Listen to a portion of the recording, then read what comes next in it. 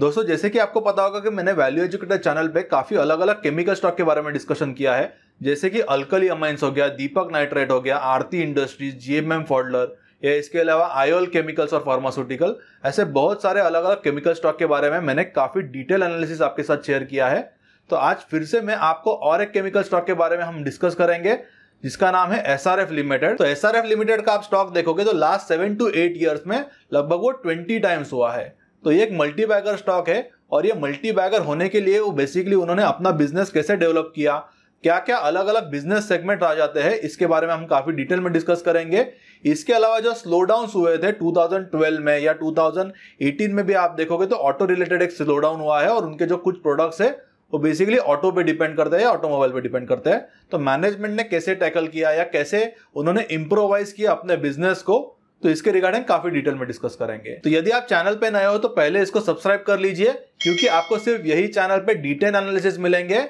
मैंने काफी अलग अलग वीडियोस बनाए हैं, लगभग 100 से ऊपर वीडियो आपको ये चैनल पे मिल जाएगी। काफी अलग अलग स्टॉक्स का मैंने डिटेल एनालिसिस किया है। करंटली हम केमिकल ये जो सेक्टर है इसके बारे में काफी अलग अलग स्टॉक्स है, इसके बारे में मैंने डिस्कस किया है और मेरा जो एनालिसिस है मैं आपके साथ शेयर कर रहा हूं। और इसके अलावा मेरे जो प्रीमियम रिसर्च रिपोर्ट्स है उनको भी मैं कुछ ही समय में लॉन्च करने वाला हूं, तो आप चैनल को जरूर सब्सक्राइब कर लीजिए। और इसके अलावा मैं ट्विटर और इंस्टाग्राम पर भी एक्टिव हूं, तो आप मुझे वहां पे भी फॉलो कर सकते हो। इसकी जो लिंक है आपको नीचे डिस्क्रिप्शन में मिल जाएगी या आप यहाँ पे भी देख सकते हो।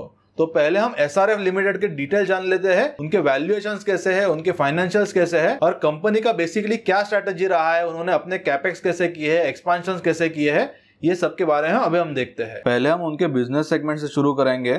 तो एसआरएफ लिमिटेड के बेसिकली 3 बिजनेस सेगमेंट है। एक है टेक्निकल टेक्सटाइल बिजनेस, दूसरा है केमिकल बिजनेस और तीसरा है पैकेजिंग फिल्म बिजनेस। तो जो टेक्निकल टेक्सटाइल बिजनेस है उसमें उनके अलग अलग प्रोडक्ट्स आ जाते हैं, जैसे कि नायलॉन टायर कॉट फैब्रिक यानी एनटीसीएफ, पॉलिस्टर टायर कॉट फैब्रिक यानी पीटीसीएफ, बेल्टिंग फैब्रिक और पॉलिस्टर इंडस्ट्रियल यार्न यानी पीआईवाई। तो ये जो सारे अलग अलग बिजनेस सेगमेंट्स है इनके बारे में हम आगे जाके डिटेल में डिस्कस करेंगे। जो सेकेंड सेगमेंट है केमिकल बिजनेस का, उसमें रेफ्रिजरेंट और प्रोपेलेंट्स आते हैं, इंडस्ट्रियल केमिकल्स आते हैं और स्पेशलिटी केमिकल्स आते हैं। सिमिलरली जो पैकेजिंग फिल्म बिजनेस है उसमें भी उनके 2 प्रोडक्ट्स है, बीओपीपी और बीओपीटी, जिसका फुल फॉर्म आप यहाँ पे देख सकते हो। उसके बाद में अभी हम उनके माइलस्टोन्स के बारे में देखते हैं कि ये जो कंपनी है उसने क्या क्या अलग अलग माइलस्टोन्स अचीव किए हैं। तो ये कंपनी 1974 में शुरू हुई थी और उन्होंने टायर कॉट फैब्रिक का जो प्लांट है वो मनाली चेन्नई में लगाया। उसके बाद में 1983 में उन्होंने इंडस्ट्रियल फैब्रिक का प्लांट तिरुचितमपल्ली में लगाया और 1986 में उन्होंने कोटेड फैब्रिक का जो प्रोजेक्ट है वो भी वहां पर शुरू किया। उसके बाद में उन्होंने 1989 में भिवाड़ी में नया प्लांट शुरू किया फ्लोरोकेमिकल्स का, जो बेसिकली उनके केमिकल डिवीजन का एक पार्ट आ जाता है। 1990 में उन्होंने अपने बिजनेस का नाम जो था श्रीराम फाइबर लिमिटेड उसको चेंज करके उन्होंने एसआरएफ लिमिटेड रखा। बाद में 1995 में उन्होंने क्लोरोमिथिन का जो प्रोडक्शन है वो भिवाड़ी में शुरू किया। 96 में उन्होंने जो टायर कॉट फैब्रिक का प्लांट था सीएट का ग्वालियर में उसको एक्वायर कर लिया। बाद में 2000 ईयर में उन्होंने डुपॉन्ट से टायर कॉट फैब्रिक का जो फैसिलिटी है उसको भी एक्वायर कर लिया। 2004 में उन्होंने उनका जो थर्ड बिजनेस सेगमेंट है पैकेजिंग फिल्म बिजनेस, उसका इंदौर में एक प्लांट लगाया। और बाद में 2008 में उन्होंने आउट ऑफ इंडिया कुछ एक्सपांशंस किए, जैसे कि उन्होंने थाईलैंड में थाई बड़ौदा इंडस्ट्रियल लिमिटेड यानी TBIL और साउथ अफ्रीका में इंडस्टेक्स टेक्निकल टेक्सटाइल, ये जो बिजनेस है जो बेसिकली बेल्टिंग फैब्रिक के डिवीजन में आ जाता है, उसको एक्वायर किया। और यहाँ पे आप देखोगे तो जब भी बिजनेस साइकिल डाउन होता है, जैसे कि 2008 में हुआ था, तभी एसआरएफ लिमिटेड ने ये जो एक्विजिशन है वो किए थे। तो जनरली ये उनका स्ट्रैटेजी है जिसके बारे में आगे जाके भी डिस्कस करेंगे। तो वो जनरली बिजनेस साइकिल जब भी डाउन होता है तभी एक्विजिशंस करते हैं और उनको बाद में जो बेनिफिट्स मिलते हैं वो अप साइकिल में मिलते हैं। 2009 में उन्होंने पॉलिस्टर इंडस्ट्रियल यार्न यानी पीआईवाई की कैपेसिटी शुरू की, जिसका टोटल जो कैपेसिटी था वो 14,400 मैट्रिक टन इतना था। बाद में 2012 में जो गुजरात में दहेज में एक केमिकल कॉम्प्लेक्स है वहां पे उन्होंने अपने कुछ प्लांट शुरू किए। 2013 में उन्होंने नया प्लांट लगाया यानी ग्रीनफील्ड एक्सपांशन किया थाईलैंड में बीओपीईटी के लिए, जो उनका पैकेजिंग फिल्म बिजनेस का पार्ट आता है। सिमिलरली उन्होंने साउथ अफ्रीका में बीओपीपी का प्लांट लगाया। 2014 में उन्होंने हाइड्रोफ्लोरोकार्बन, जो उनका रेफ्रिजरेंट ये जो बिजनेस सेगमेंट है उसका पार्ट आता है, उसकी नई कैपेसिटी लगाई और तभी आप देखोगे तो जो कंपनी है वो मूव कर रही थी CFC से, बाद में उन्होंने HCFC यानी हाइड्रोक्लोरोफ्लोरोकार्बन में शिफ्ट किया। क्योंकि आप CFC यानी क्लोरोफ्लोरोकार्बन देखोगे तो इसके वजह से जो ओजोन लेयर है उसके लिए वो इतना अच्छा नहीं है, और इसीलिए उन्होंने CFC से HCFC में शिफ्ट किया, और बाद में वो HCFC से HFC यानी हाइड्रोफ्लोरोकार्बन में वो शिफ्ट हो रहा है। और इसके रिगार्डिंग उन्होंने HFC 134 ये जो उनका पर्टिकुलर केमिकल है उसके रिलेटेड उन्होंने 17,500 टन का नया प्लांट शुरू किया था 2014 में। तो ये जो उनका केमिकल है वो रेफ्रिजरेंट ये जो सेक्शन है उसमें आ जाता है, जहाँ पे वो बेसिकली AC के लिए, कार के AC के लिए या डोमेस्टिक AC के लिए, इसके अलावा रेफ्रिजरेटर के लिए जो कूलिंग करने के लिए गैसेस लगते हैं उनका वो मैन्युफैक्चर करते हैं। बाद में 2015 में उन्होंने HFC 134A इसके रिगार्डिंग जो कैपेसिटी थी वो उन्होंने डुपॉन्ट से खरीद ली या उसको एक्वायर कर लिया। बाद में 2016 में उन्होंने HFO 1234YF इसके रिगार्डिंग नया प्लांट शुरू किया। 2017 में उन्होंने क्लोरोमिथिन की जो कैपेसिटी है वो इंक्रीज कर दी 80,000 टन से।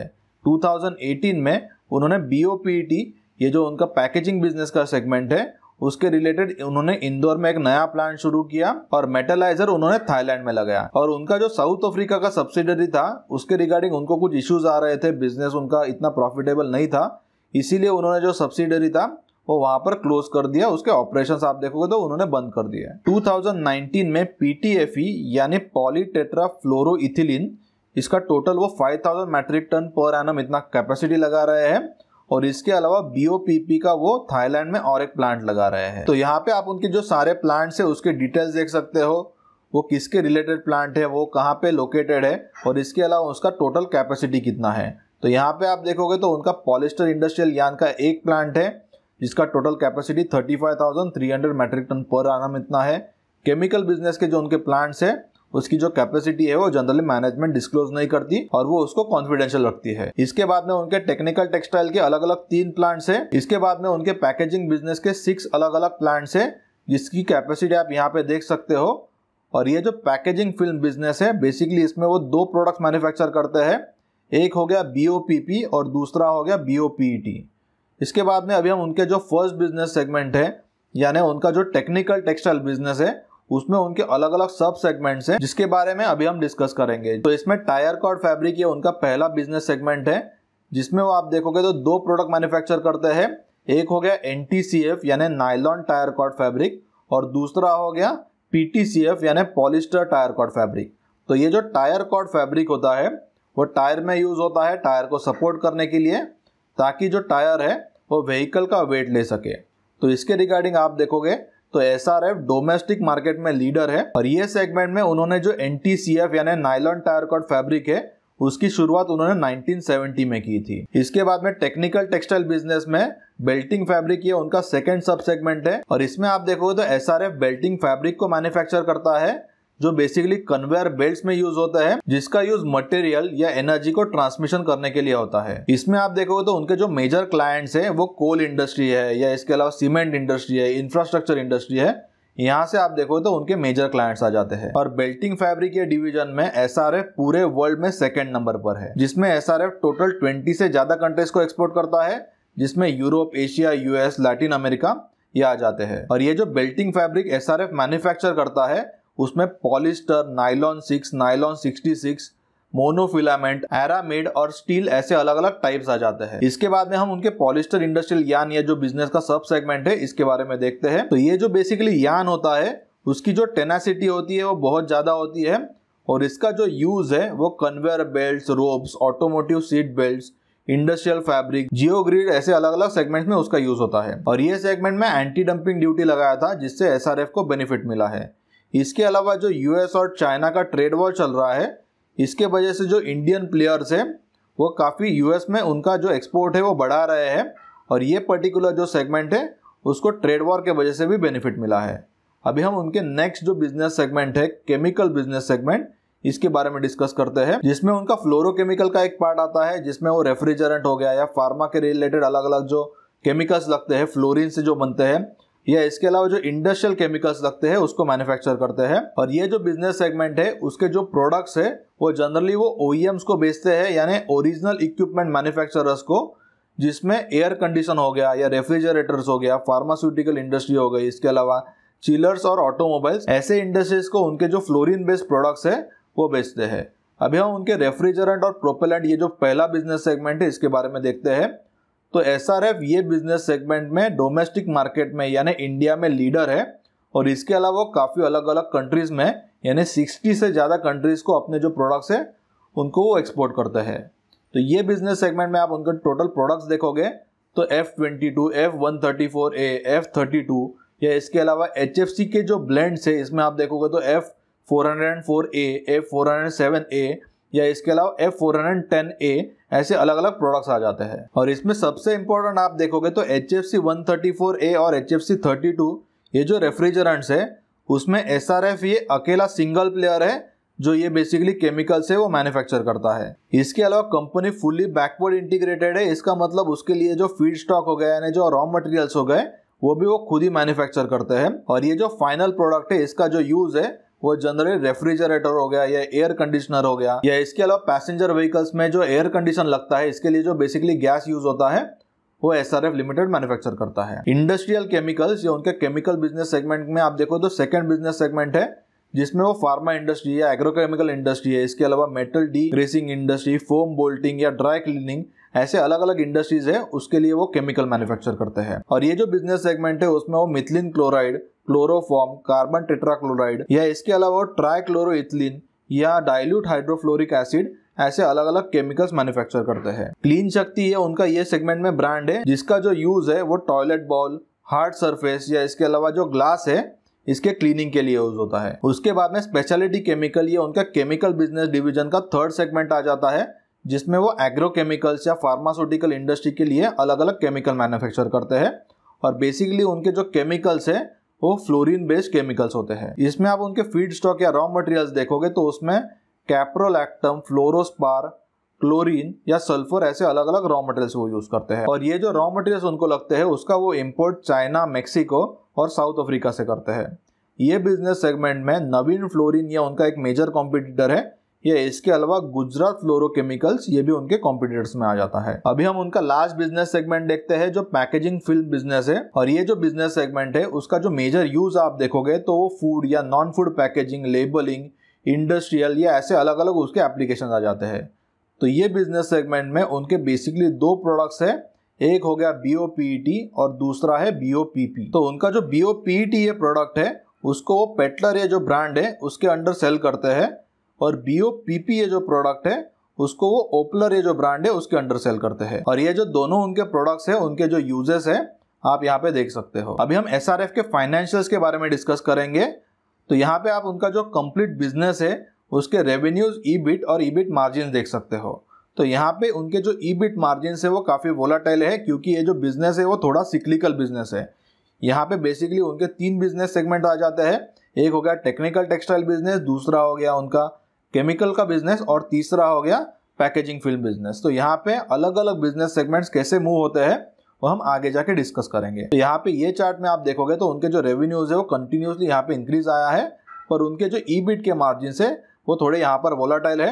2014 में उनके EBIT मार्जिन काफी रिड्यूस हो गए थे, 7.5% के हुए थे और फिलहाल में आप देखोगे तो लगभग वो 17.2% के हैं। तो अभी हम उसके रीजंस देखते हैं। तो यहाँ पे आप टेक्निकल टेक्सटाइल बिजनेस देखोगे तो उसके जो मार्जिन है वो 2012, 13 और 14 में काफी कम थे और बाद में उनके जो मार्जिन है वो काफी बढ़ गए और फिर से 2020 में आप देखोगे तो यहाँ पे मार्जिन में रिडक्शन आया है। तो टेक्निकल टेक्सटाइल बिजनेस का जो रेवेन्यू है वो ऑटोमोबाइल इंडस्ट्री पे डिपेंड करता है और आप 2012-13 में देखोगे तो ऑटोमोबाइल जो इंडस्ट्री है वो बेसिकली डाउन टर्न में था और 2019 के बाद में ये जो ऑटोमोबाइल इंडस्ट्री है वो फिर से एक डाउन टर्न में चला गया है और इसीलिए इसका जो डायरेक्ट इम्पैक्ट है उनके टेक्निकल टेक्सटाइल बिजनेस में आ गया है जिसमें उनके जो EBIT के मार्जिन है वो रिड्यूस हो गए हैं। सेकेंड उनका केमिकल का बिजनेस आ जाता है जिसमें आप उनके मार्जिन देखोगे तो 2017 के बाद उनके जो मार्जिन है वो काफी स्टेबल मार्जिन है और यहाँ पे आप उनके रेवेन्यूज देखोगे तो रिसेंटली रेवेन्यूज काफी ज्यादा बढ़ गए हैं क्योंकि यहाँ पे जो चाइना में डिसरप्शन हुआ है उसका जो डायरेक्ट बेनिफिट है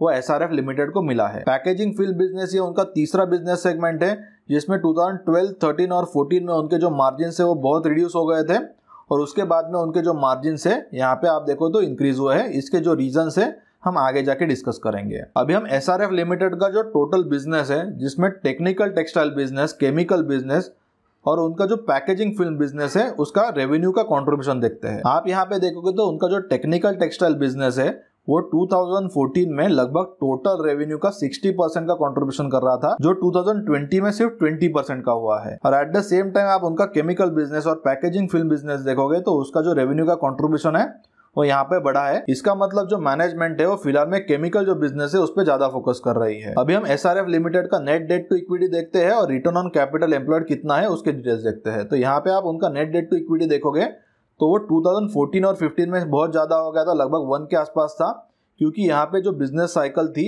वो डाउन चली गई थी। और इसके बाद में फिलहाल में आप देखोगे तो उनका जो नेट डेट टू इक्विटी है 2019 और 20 में वो लगभग 0.75 के आसपास है। रिटर्न ऑन कैपिटल एम्प्लॉयड यानी ROC आप देखोगे तो यहाँ पे वो थोड़ा वोलेटाइल है, क्योंकि ये थोड़ा सिक्लिकल बिजनेस है। अलग अलग उसके जो पार्ट्स है, टेक्निकल टेक्सटाइल बिजनेस, ये बेसिकली ऑटोमोबाइल जो इंडस्ट्री है उसके ऊपर डिपेंड करता है। या इसके अलावा उनका जो पैकेजिंग फिल्म बिजनेस है उसमें भी 2012 और 13 में कुछ इश्यूज आ गए थे। तो यहाँ पे आप देखोगे तो टोटल जो बिजनेस है वो थोड़ा वोलेटाइल बिजनेस है या सिक्लिकल बिजनेस है, इसीलिए उनका जो ROC है यानी रिटर्न ऑन कैपिटल एम्प्लॉयड वो भी आप देखोगे थोड़ा वोलेटाइल है। अभी हम कुछ की इवेंट्स के बारे में देखते हैं और इसका जो इम्पैक्ट है वो अलग अलग बिजनेस सेगमेंट्स में कैसे आया है इसकी जानकारी लेंगे। तो यहाँ पे आप देखोगे तो 2011 में जो गुटखा का प्लास्टिक होता है इसको बैन कर दिया था और इसके वजह से उनका जो PFB यानी पैकेजिंग फिल्म बिजनेस है इसको एक मेजर इम्पैक्ट आ गया। तो यहाँ पे आप देखोगे तो 2012 टू 2014 में उनका जो पैकेजिंग फिल्म बिजनेस है उनका जो टोटल EBIT का कंट्रीब्यूशन है कंपेयर टू टोटल बिजनेस वो ऑलमोस्ट जीरो हो गया था, क्योंकि ये जो बिजनेस है वो कोई भी यहाँ पे जो EBIT है यानी अर्निंग्स जनरेट नहीं कर रहा था। 2012 में आप देखोगे तो ऑटोमोबाइल का स्लो डाउन हुआ था और इसीलिए उनका जो TTB यानी टेक्निकल टेक्सटाइल बिजनेस है यहाँ पे एक इम्पैक्ट आया। इसके बाद में आप देखोगे तो 2016 टू 2018 में एग्रोकेमिकल का जो बिजनेस है वहां पे बेसिकली कुछ इम्पैक्ट आया था। और फिलहाल में आप देखोगे तो सेकंड हाफ के बाद में 2018 के यहाँ पे ऑटोमोबाइल का फिर से एक स्लो डाउन आया है और इसीलिए आप उनके टेक्निकल टेक्सटाइल बिजनेस देखोगे तो यहाँ पे भी कुछ इम्पैक्ट आया है। पर एट द सेम टाइम फिलहाल में जो केमिकल बिजनेस है वो बेटर परफॉर्म कर रहा है। तो यहाँ पे SRF लिमिटेड का आप कंप्लीट बिजनेस स्ट्रक्चर देखोगे तो कभी वो टेक्निकल टेक्सटाइल बिजनेस के रिगार्डिंग अफेक्ट हो जाता है जो डिपेंड करता है ऑटोमोबाइल सेगमेंट में, या इसके अलावा जब भी एग्रोकेमिकल में स्लो डाउन आ जाता है तो उनका जो बेसिकली केमिकल बिजनेस है उसमें कुछ स्लो डाउन आ जाता है। इसके अलावा जैसे कि 2013-14 में हमने देखा था कि जो गुटखा का प्लास्टिक है इसके ऊपर बैन हो गया था, इसके रिगार्डिंग उनका जो PFB यानी पैकेजिंग फिल्म बिजनेस जो है उसमें अफेक्ट हो गया था। पर आप जब भी technical textile business, packaging film business और केमिकल बिजनेस इसको सबको एक साथ देखोगे तो SRF लिमिटेड में बहुत ज़्यादा इम्पैक्ट नहीं आता है, क्योंकि जब भी एक बिजनेस में कुछ इश्यूज होता है तभी आप देखोगे तो उसके जो बाकी बिजनेस सेगमेंट है वो थोड़े बेटर परफॉर्म करते हैं और इसीलिए जो कंसोलिडेटेड लेवल पे आप देखोगे तो इसका बहुत ज्यादा इम्पैक्ट नहीं आता है। अभी हम SRF लिमिटेड के वैल्यूएशंस देखेंगे, पर वैल्यूएशंस देखते समय हम अलग अलग पैरामीटर्स को यहाँ पे डिस्कस करेंगे, जैसे कि कैश फ्लोज फ्रॉम ऑपरेशंस कितना है, उन्होंने कैपिटल एक्सपेंडिचर यानी कैपेक्स कितना किया है, इसके अलावा उनके बाद में फिर फ्री कैश फ्लोज कितने आ जाते हैं और इसको हम कंपेयर करेंगे अलग अलग बिजनेस साइकिल से, यानी कौन से बिजनेस साइकिल में कंपनी ने बेसिकली कितना कैपेक्स किया है। तो यहाँ पे आप देखोगे तो मैनेजमेंट जनरली जब भी बिजनेस में कुछ इश्यूज आते हैं यानी इंडस्ट्री लेवल पे कुछ इश्यूज आते हैं, जब भी स्लो डाउन हो जाता है तभी वो मैक्सिमम कैपेक्स करते हैं। 2014 में आप देखोगे तो उनका जो कैपेक्स है वो सबसे ज्यादा था, लगभग 750 करोड़ का उन्होंने कैपेक्स किया था। और 2014 में ही आप देखोगे तो सबसे ज्यादा उनका जो बिजनेस है उसमें इम्पैक्ट भी आ गया था। तो यहाँ पे आप देखो तो मैनेजमेंट ने भी ये कहा है कि जब भी बिजनेस डाउन साइकिल में होता है तभी मैनेजमेंट सबसे ज्यादा कैपेक्स करती है। और बाद में आप 2015, 16 और 17 में कैपेक्स देखोगे तो वो कम हो गए थे, पर 2018 में उन्होंने सबसे बड़ा कैपेक्स किया लगभग 1200 करोड़ का। सिमिलरली 2019 में भी वो कैपेक्स कर रहे हैं लगभग 1000 करोड़ का। तो ये जो सारे बड़े कैपेक्स वो कर रहे हैं इसका जो बेनिफिट है वो कंपनी को आगे जाके मिलेगा जब भी बिजनेस का जो साइकिल है वो अप हो जाएगा। तो यहाँ पे फिलहाल में कंपनी का जो फोकस है वो टेक्निकल टेक्सटाइल बिजनेस से फिलहाल में केमिकल बिजनेस में शिफ्ट हो गया है, क्योंकि केमिकल बिजनेस जो है वो काफी स्टेबल बिजनेस है, टेक्निकल टेक्सटाइल ये जो बिजनेस है वो थोड़ा वोलेटाइल बिजनेस है। पर यहाँ पे आप देखोगे तो SRF लिमिटेड के जो फ्री कैश फ्लोज है वो जनरली बहुत कम है या मोस्ट ऑफ द टाइम वो निगेटिव आते हैं, क्योंकि ये जो इंडस्ट्री है वो हाई कैपेक्स का इंडस्ट्री है और SRF को अपना मार्केट लीडिंग पोजीशन मेंटेन करने के लिए ये जो बड़े कैपेक्स है या जो बड़े एक्सपेंशंस है वो करने होते हैं। और इसीलिए SRF के आप फ्री कैश फ्लोज देखोगे तो वो जनरली निगेटिव आते हैं। और यहाँ पे आप उनका प्राइस टू अर्निंग देखोगे तो वो 20.4 टाइम्स है और price to book value 4.2 times है। तो यहाँ पे मुझे लगता है कि SRF लिमिटेड का जो बिजनेस है वो काफी सिक्लिकल बिजनेस है और वो काफी अलग अलग पैरामीटर्स या काफी अलग अलग बिजनेस सेगमेंट्स पे डिपेंड करता है। और इसीलिए फिलहाल मैं SRF लिमिटेड का स्टॉक मैं मेरे पोर्टफोलियो में होल्ड नहीं कर रहा हूं, क्योंकि ऑलरेडी मैंने कुछ केमिकल स्टॉक्स को मैंने पोर्टफोलियो में ऐड किया है, जैसे कि अल्कली अमाइंस। इसके रिलेटेड मैंने एक सेपरेट वीडियो क्रिएट किया था जो आप देख सकते हो। तो क्या आप आपके पोर्टफोलियो में SRF लिमिटेड को होल्ड करते हो? तो इसके रिगार्डिंग आप मुझे नीचे कमेंट में लिख के बता सकते हो।